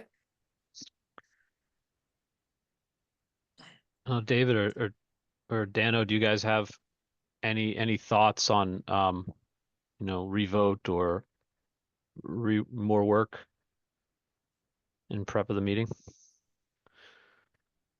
Yeah, so from my perspective, I think that a revote will be important. I think I would like to have more updated information. But I think part of it would just be kind of an understanding of the macroeconomic, things have certainly changed a bit since Liberation Day. I think it's important, even if we don't have new information from kind of the school committee, at some point we're going to need to have another vote on this just to make sure everyone's kind of continues to be comfortable with it.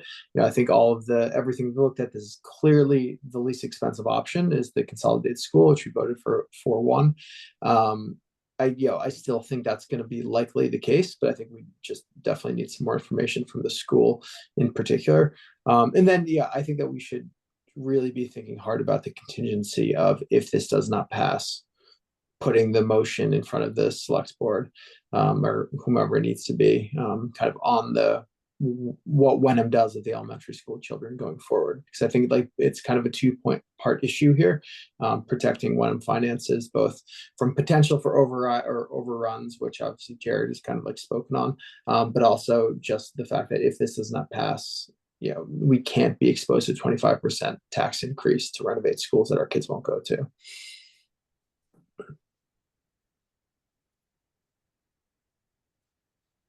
Just in terms of timing on that, so if you folks did want to make, you don't have to make a recommendation on the previous vote you took on the school recommendation, 4-1 a few months back. There's no pressing time on that. If you did want to pursue making a suggestion to the select board about this issue of what to do if this project does not pass, the select board meets next Tuesday. And I believe the group that's talking about the school agreement negotiation meets next Wednesday. So if you wanted this to be part of the conversation of that next meeting on the regional agreement, I would suggest you would want to take a vote tonight to make that suggestion to the select board, who could therefore empower Steve as the representative at that regional agreement meeting to begin to float that idea, not advocating it one way or the other, just from a timing perspective, making that vote tonight would allow Steve to make that recommendation at the next union or the next regional agreement meeting. Just a factual clarification. Currently, do Wenham elementary school students all go to Bucher? I can throw some stuff, some numbers up on the screen on that. Essentially, there are six. This is looking at 2024, October 2024. There were, it says Hamilton here. There were 59 Hamilton students that were sent to Bucher. Actually, sorry, you guys can't see the screen Yeah, yet. I can. Sorry. So as of October 2024, there were 59 students that were sent to Bucher from the town of Hamilton, and there were 82 Hamilton students Wenham that were students. or Wenham students that were sent to Cutler and Winthrop. So there's say it said 59 versus thickens. 82. So they're Yeah. pretty close in terms of count.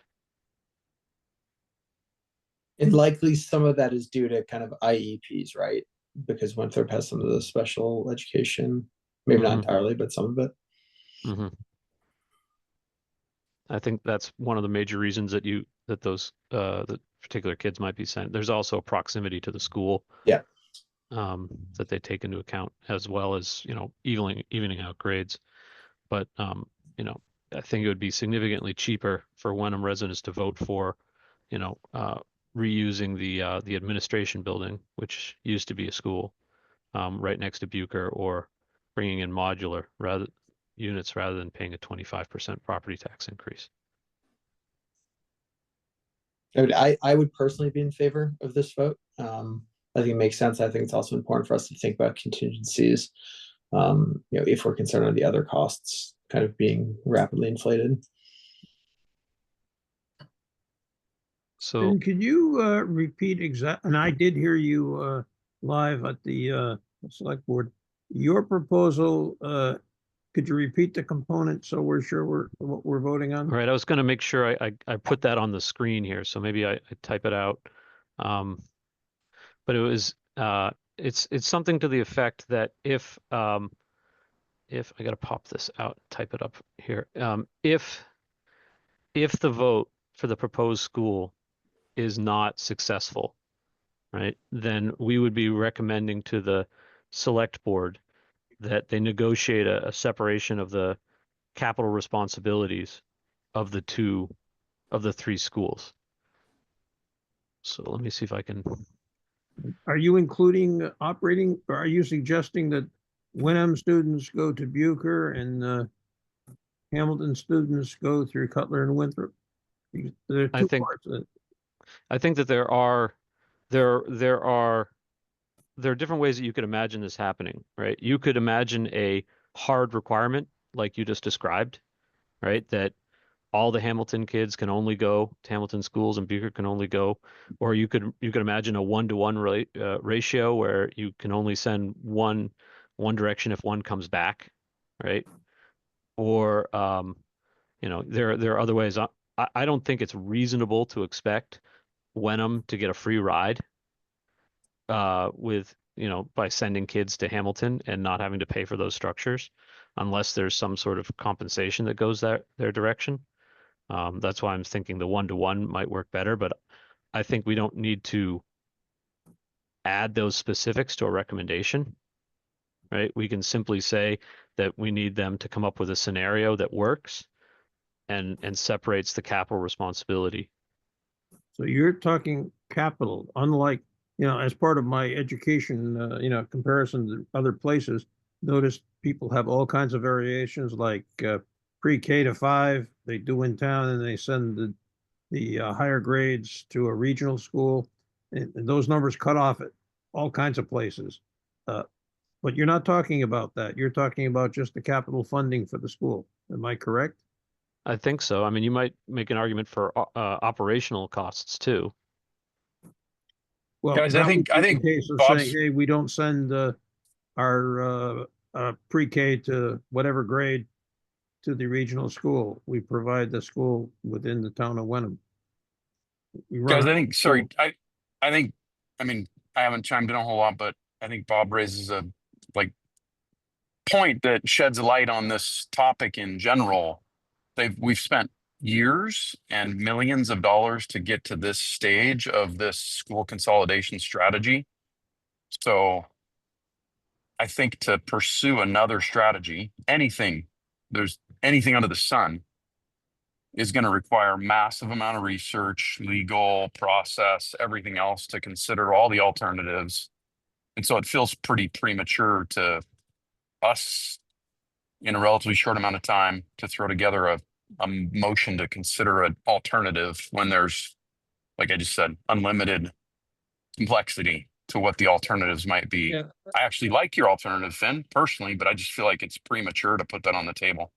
I agree. I like his alternative, but I hate to, given everything we've got on our plate, debating a hypothetical, I think we'll just consume precious energy when we need to, get a clear decision up or down. And if it's down, then absolutely address the hypothetical that Finn has raised. One of the reasons that I think this is important and that I think we need to take a position is that I don't think the folks at Hamilton realize this point.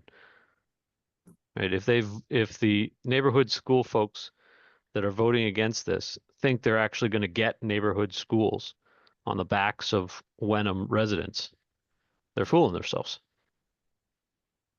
Right? And if they use that as a reason to vote against the proposed school, they're not going to get what they want, and they're going to get something that's even worse, which is Wenham's going to have to protect itself from a 25% property tax increase. And so I'm happy to work with you guys on a more general language, right?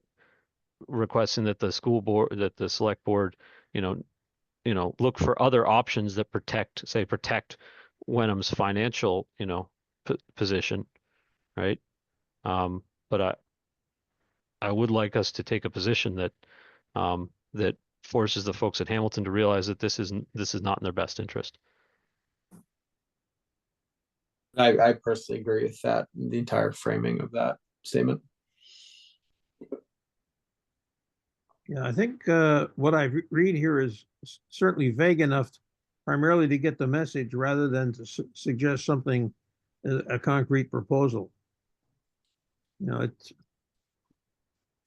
So I think it could serve, getting the message across that, If you want to add that caveat, just without hopefully triggering a monster debate, I'm in favor, just putting them on notice. Yeah, similar. That I can see how that makes sense. So are there any specific wording you guys would like me to put in here? Just help me a little bit here.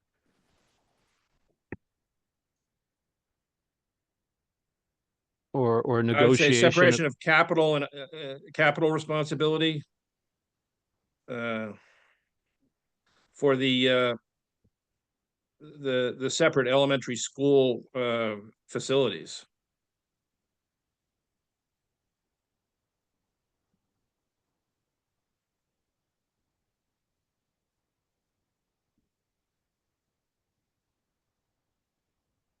Can't we just simplify and say what your intent is, Finn, with what you're trying to get across about putting them on notice, and step back from what you already created here and just put your intent in simple words.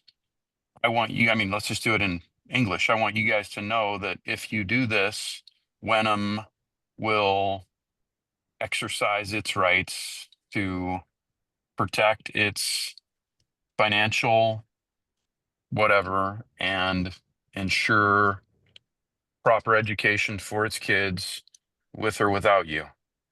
obviously needs to we're sounding needs a little to bit like the Confederacy here. I mean, I really, I'd hate to trigger, I don't know. I think this might just have the opposite of effect of what it's intended to do. I really don't want to pick a fight about this now. I completely understand the concept, but and support it, but I just picking a fight over this now, particularly Finn, I mean, what you read was it's like, 80 of our kids still go to their schools and vice versa. I mean, it's, if all the Wenham kids were already going to the Bucher, I'd say we could trigger this, but or maybe you just say, hey, yeah, can you be specific to the neighborhood schools project? That a neighborhood school solution. I don't know.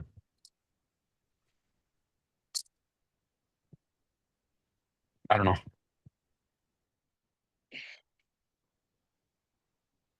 Neighborhood school solution is only possible if it is funded by the town in which the school is located. Well, be careful. I think everyone is kind of assuming this thing is going to pass in Wenham. I think at this point we should write it so it doesn't sort of underlying presume that.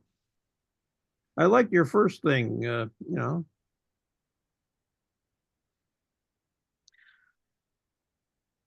Okay. Well, I mean, maybe it's like you negotiate a separation of capital responsibilities in line with town usage or something. Like you kind of get to the point of, and that's not perfectly wordsmithed, but you get to the point that you have 80 people going to Hamilton schools, which is obviously like notable. But I think the elephant in the room is obviously just the massive increase in taxes that would come along with renovating schools that don't benefit that many Wenham residents.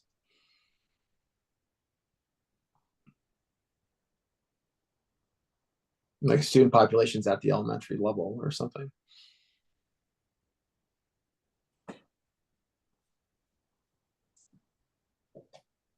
Yeah.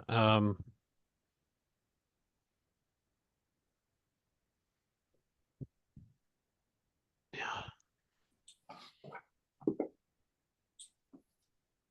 I don't know about population student distribution.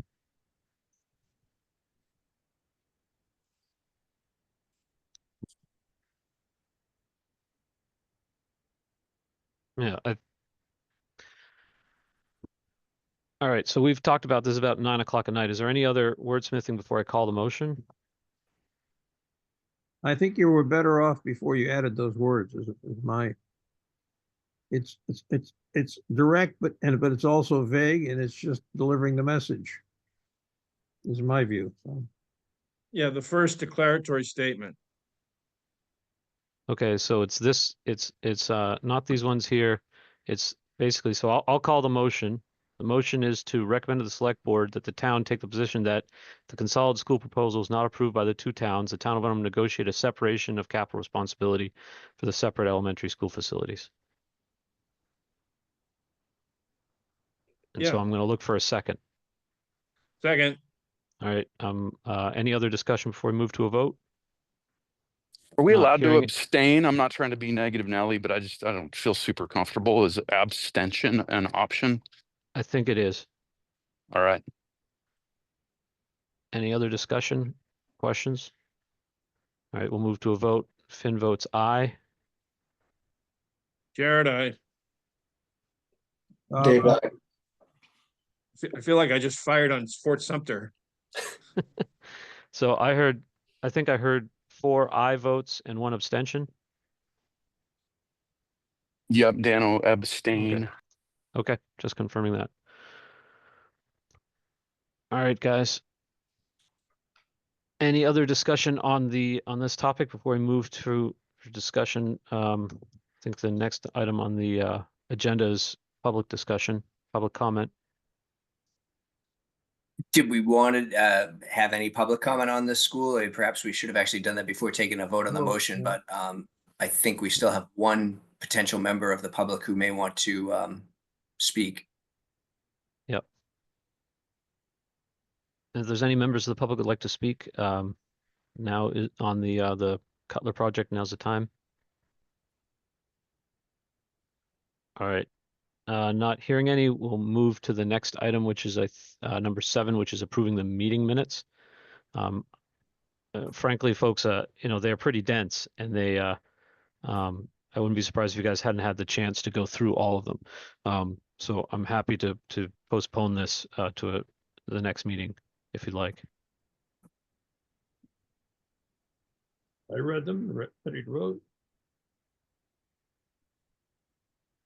Any I'm comment? happy to rely on Bob's wisdom. Yeah, I read them and I thought they were, to the best of my knowledge, a fair representation of the meetings. So Okay. Sounds like folks are going to be comfortable with them, so we can looking for a motion to approve the meeting minutes of, I think it's the 31st and the 4th of March. 4th. 4th. So moved. second, All right, got a motion and a second. Any conversation or discussion before I move to a vote? Not Bob, hearing I any. will make Oh, that sorry, one change you suggested on the William Fairfield address. Okay. any other discussion? Not hearing any, we'll move to a vote. Finn Jared, votes I. David, I. Finn, aye. Dan, I. Okay. All right, and then we're down in the dregs of this. Any other matters not anticipated by the chair, not for vote? Any topics of other FinCom members would like to bring to our attention now? No, not hearing any. Okay. So Jeff, I think we'll probably be sending out some more calendar dates. I anticipate that we're probably gonna have to meet another time or two ahead of the June 9th meeting, especially once we have the 3A committees or 3A working groups model and kind of numbers for us to discuss in depth. I don't have any specific dates for that yet. Jeff, do you? Yeah, no, we will probably, I'm assuming that we might meet in the working group maybe next Wednesday again.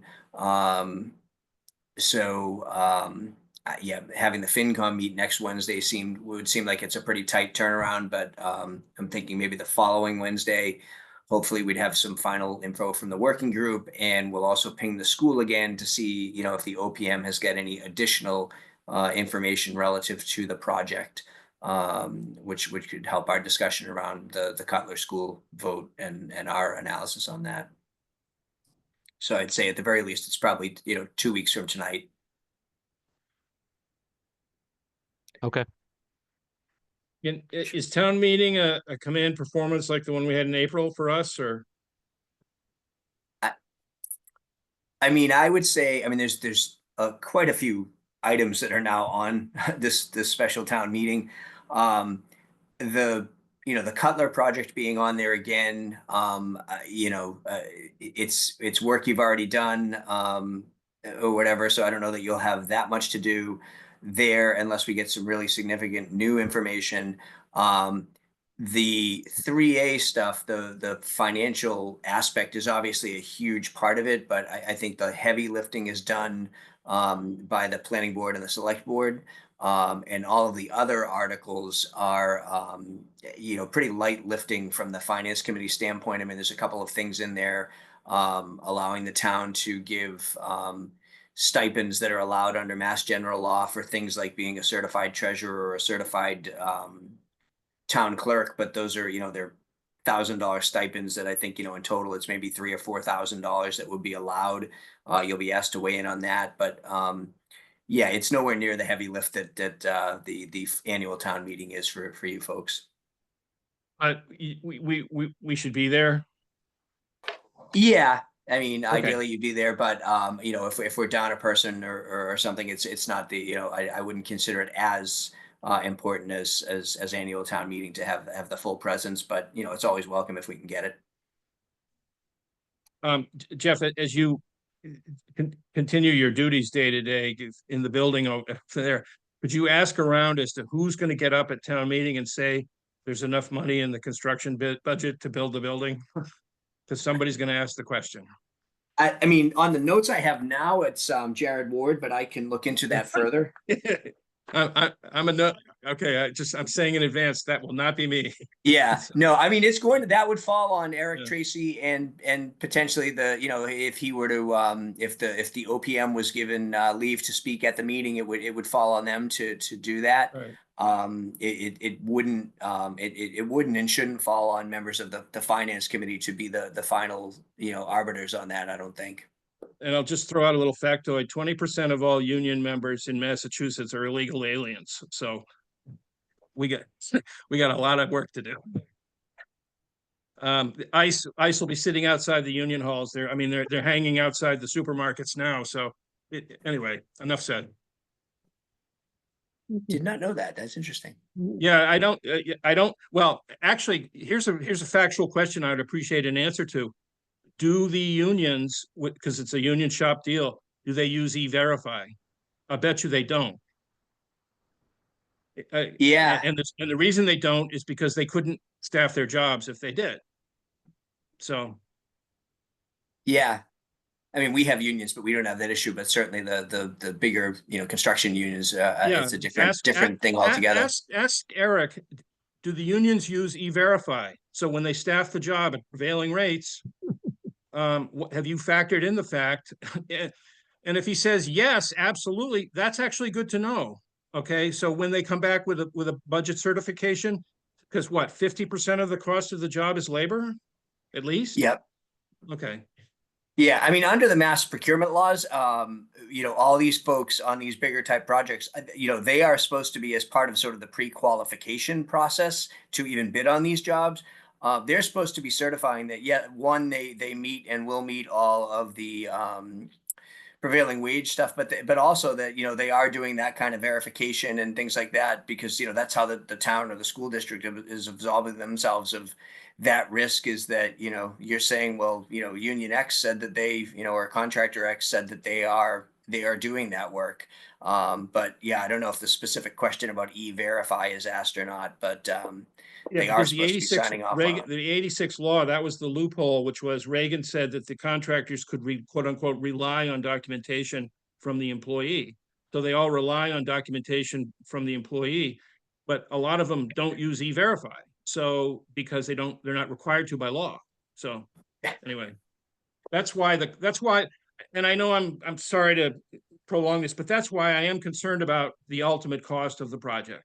Because if you have a smaller labor force, and it's union scale, it's just going to go up and up and up. So. Yeah. And if I'm wrong, I'd be happy to be proven wrong about that. Gotcha. No, that's a good point. Jeff, can you stay on for a minute after meeting? Sure. Okay. Any other discussion before you close the meeting? All right, not hearing any. I'm looking for a motion to close the FinCom meeting at 9:01 p.m. Move to adjourn. Any second? Aye. Chair's got a second. All right, so now Finn votes aye. Bye-bye. Jared, aye. DNOI. That's All right. 5-4. All right, thank you very much, guys. Appreciate your time. I'm going to drop off. Thanks, Yeah, Jim. I guess. Great. Bye.